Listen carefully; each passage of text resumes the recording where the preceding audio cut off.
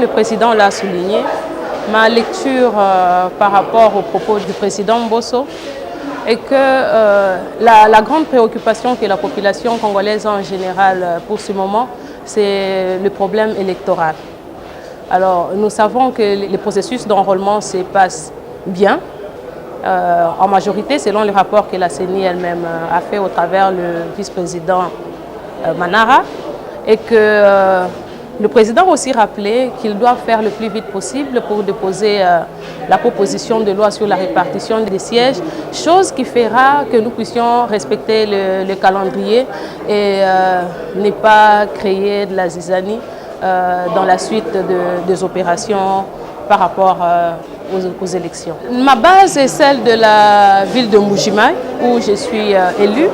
Elle est suffisamment armée parce que quand vous regardez même les statistiques, c'est la base qui a un nombre plus élevé d'enrôlés. Nous avons remarqué que le processus passé, vous constaterez avec moi que la province du Kasai oriental en général n'avait pas autant d'électeurs.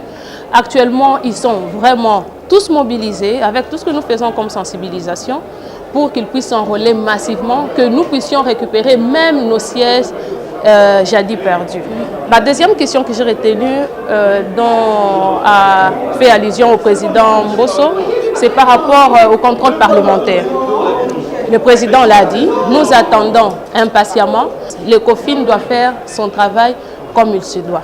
Les préoccupations principales de ma base, particulièrement ma base de Mbuji-Mayi, c'est l'évolution des travaux qui se passent chez nous. Pas tellement détourné, il y a la lenteur dans l'exécution des travaux. C'est vrai qu'il y a eu suspension, tel qu'a dit le ministre des ITPR et le DG de l'OVD, il y a eu suspension de contrat avec les gens des CREC7 qui étaient chargés de l'exécution de ce projet Chile-Gelou. Je pense qu'avec notre suivi, la manière dont nous avons levé plutôt le temps, les jours à venir, on pourra voir un peu ces travaux s'accélérer.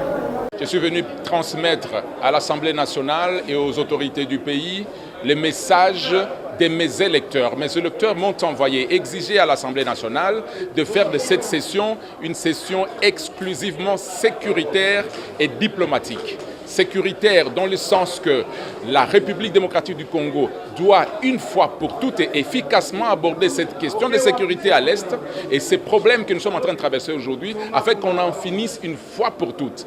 Diplomatique dans le sens que la RDC doit plus que jamais identifier les vrais partenaires avec lesquels nous devons avancer dans la recherche des solutions à l'Est. Nous ne voulons plus de ces partenaires naïfs et qui font office de complices dans le jeu qui est en train de se passer dans ce pays. D'où, si cette session est exclusivement sécuritaire, exclusivement diplomatique, elle va aider à la République démocratique du Congo de comprendre ce qui se passe dans notre pays. On fait les accords pour aboutir à une solution quelconque. Et lorsque les accords n'arrivent pas à nous amener à la solution voulue, lorsqu'on a établi ces accords, ils peuvent se défaire. Les accords se font et se refont ou se défont. Lorsque ça ne marche pas, c'est selon l'avancement des choses. Tous les accords que nous avons signés sont en défaveur de la République démocratique du Congo, mesdames et messieurs. Nous devons le dire clairement. Si le niveau politique n'arrive pas, au niveau politique, on n'arrive pas à le dire comme tel, le peuple le sait, l'élite congolaise le sait. Et nous sommes les hommes libres d'expression. Nous devons le dire au nom de la population et au nom de notre gouvernement. Tous les accords que nous avons faits en toute volonté de pouvoir participer à la recherche des solutions avec les partenaires ne marchent pas. Les pays qui sont invités dans la recherche de solutions chez nous sont soupçonnés d'être les pays complices. Comment expliquer que les pays qui sont venus pour nous aider à trouver des solutions sécurisent les territoires occupés par les M23, par les rebelles? Notre armée ne peut pas y accéder, mais les rebelles sont en train de se mouvoir sur ces territoires calmement. Mais ça veut dire quoi? Ça veut dire que cette partie du pays est en train de partir. C'est ce que nous n'allons pas accepter, mesdames et messieurs. Et c'est pour cela que nous devons revoir les accords. Que disent les accords? Lorsqu'ils sont en défaveur de notre pays, nous devons arrêter avec ces accords et revoir les choses autrement. Mais ça fait 30 ans que nous sommes en difficulté, madame.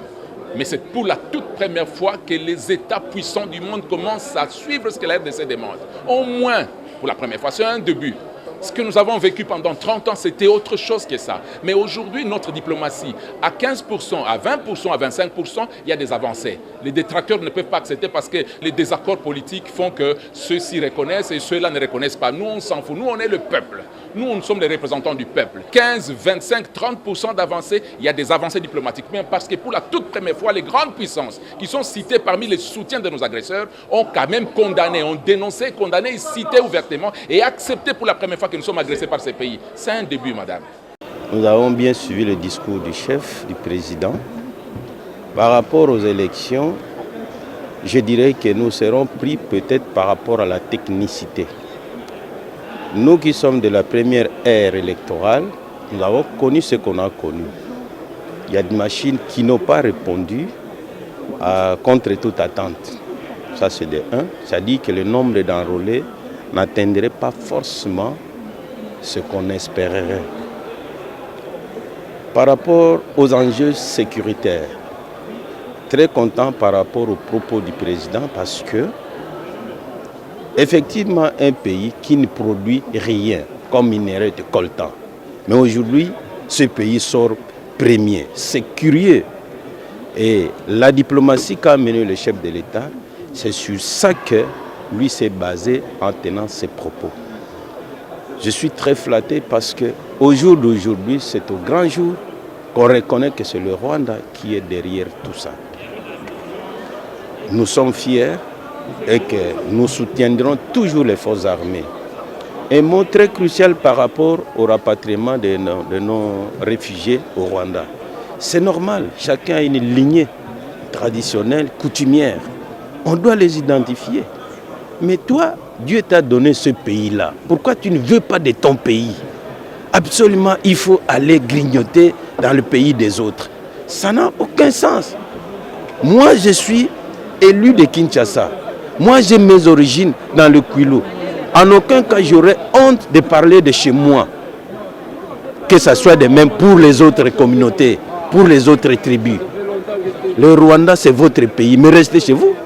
Pourquoi vous enviez toujours le Congo? Nous allons nous arranger derrière toutes nos forces armées pour que cette histoire-là soit finie militairement. Les arrangements, non. Les brassards, les entrailles et consorts, fini avec cette histoire.